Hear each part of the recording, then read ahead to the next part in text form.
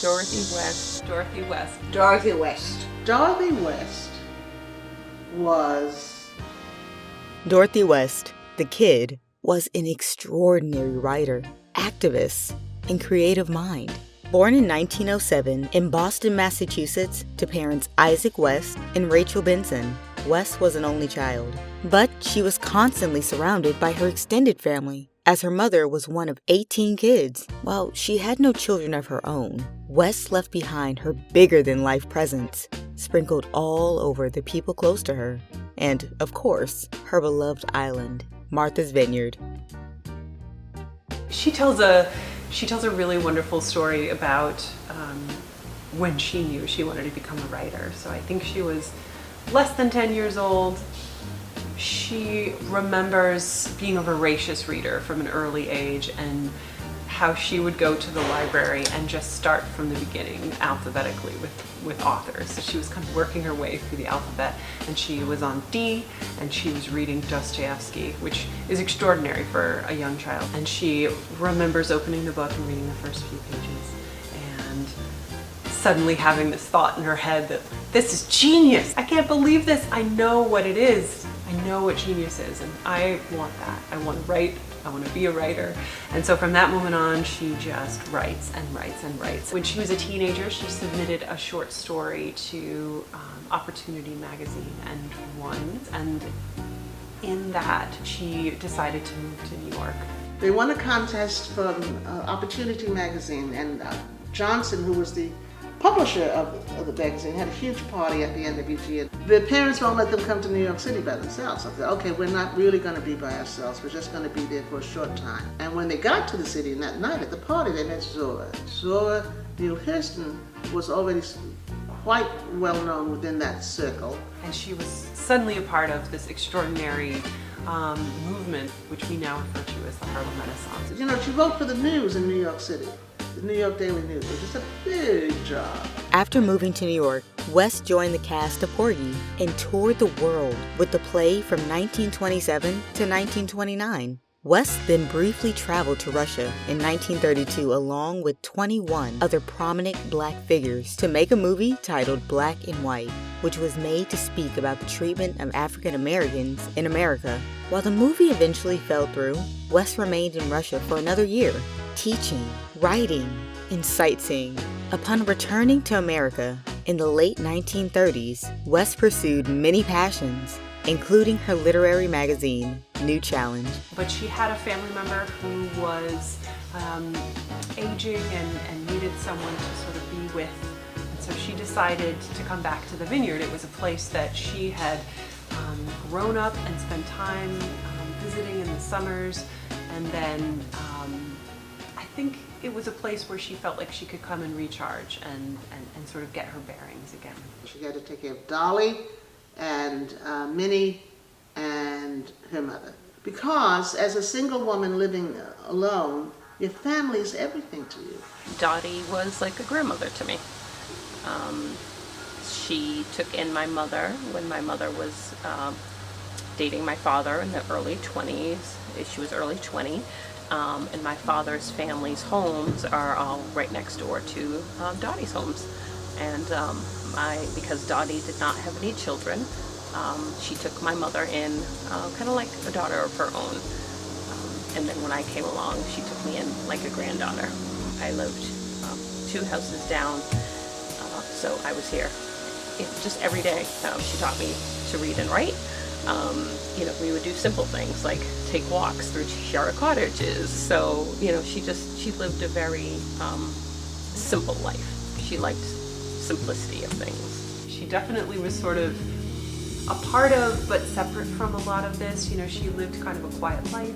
I mean, the woman was a cashier at a restaurant, and nobody knew that this woman who's giving you change was a literary genius. And she was writing the Oak Bluffs Town Column for a number of years, so she was still sort of aware of the comings and goings of, at first it was just the African American community, and then later on she became the town columnist. It is important to understand that at this time, West was one of the only people to report on Black elites and African Americans in general.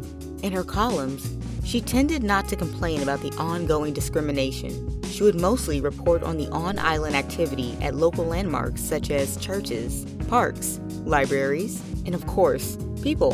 The people before her who wrote the Oak Bluffs column only wrote about African American people and what they were doing. And it was kind of stupid, like what parties they were having and what they wore. And then when Dorothy took it, she wrote a lot about my children who did very interesting vineyard things. And then she wrote about people who were happy here on Martha's Vineyard. Not socialites, not what people had on, not what party they went to. She was more about character and personality than, what your exterior looks like, and I think that her thought process, I think, definitely helps us continue and carry on today as a people, to look at people for their integrity, their character, their personality. Her column got its name, Cottagers Corner, based on the African American organization called the Cottagers, in which a dozen black women who owned houses on the island got together and formed a group, of which she was a proud member and prominent founder.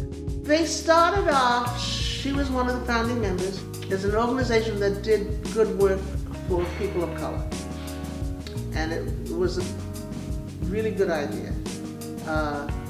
And doing social service type work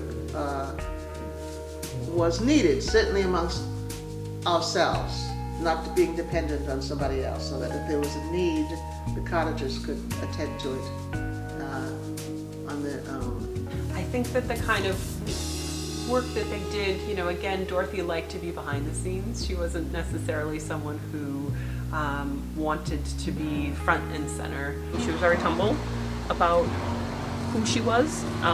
So because my relationship with her is more of a grandmother figure, I didn't even know her importance of the world and the writing community until I was much older. Dorothy's position here was quite powerful, and she was well aware of that, and would use it if she had to. She certainly got respect from everybody, and rightfully so. She was too good a writer to be stuck with a weekly column. She really should have had the resources to spend 8 hours a day writing fiction. She has so much inspiration for her writing because she's a part of this really dynamic extended family with a very strong mother who had a lot of opinions. That she had a really challenging but also loving relationship with her mother. I'm no shrink, but Dorothy's mother was always very mean to her, really mean to her. And so she construed that as love.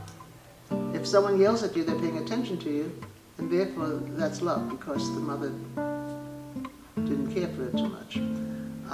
And I hoped that's why she yelled at me all the time, because that's what, you could not,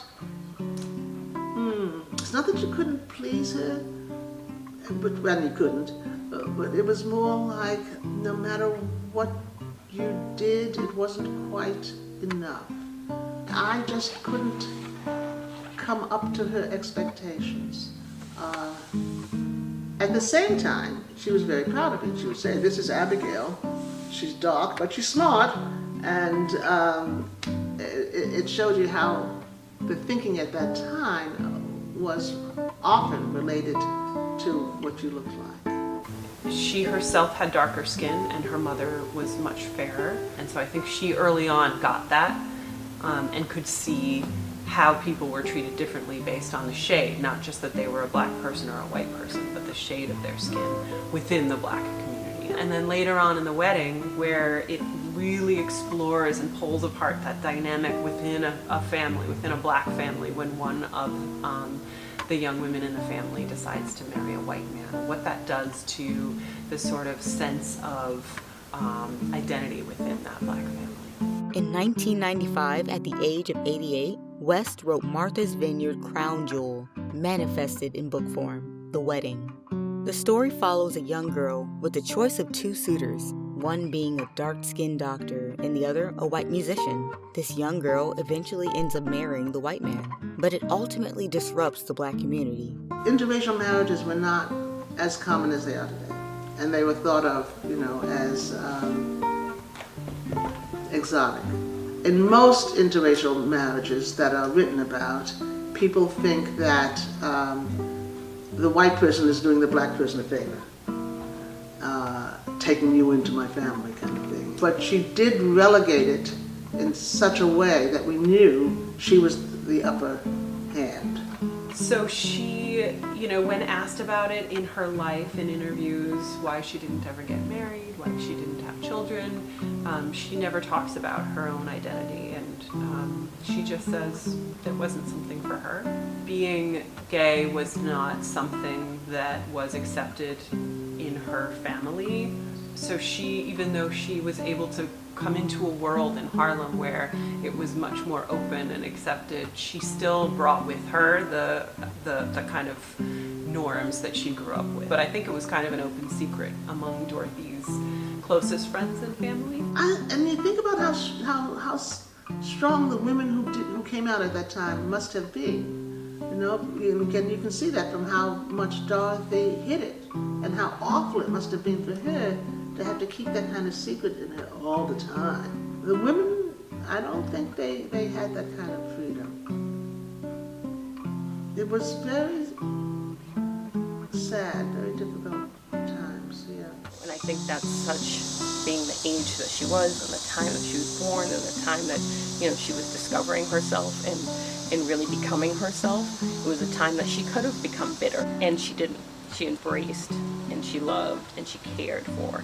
It's kind of indicative of how her life was. She was very simple and she saw things for what they were, right?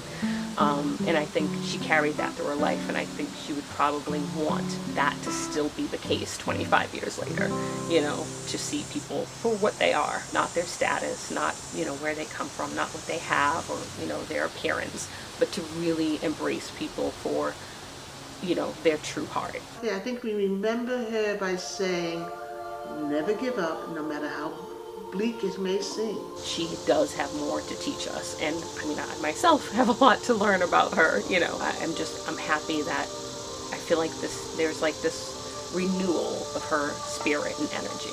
She wanted people to find their passion. She knew from a very young age that she wanted to be a writer.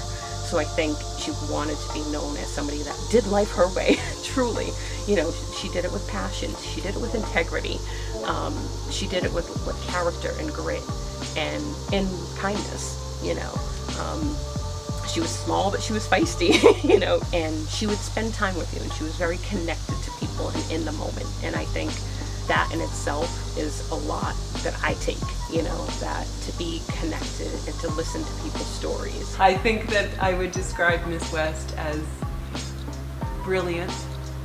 I think I would describe Miss West as a complicated, and I think I would describe Miss West as extraordinary. I would say progressive, resilient, an innovator, a creator. Bright, but quirky. Dorothy West was the bravest woman I've ever known. Dorothy was fearless, absolutely fearless, and she is to be applauded for that. Dorothy West was an unforgettable woman who devoted much time to her writing. She brought awareness to Black greatness many years before its time and showcased the complexity within any community. Many people doubt one woman, or one person for that matter, could have such an impact into them. After all, in the words of the late, great Miss West, there is no life that does not contribute to history. All voices matter, and there is nothing wrong with getting into some good trouble. But now you're gone, and all I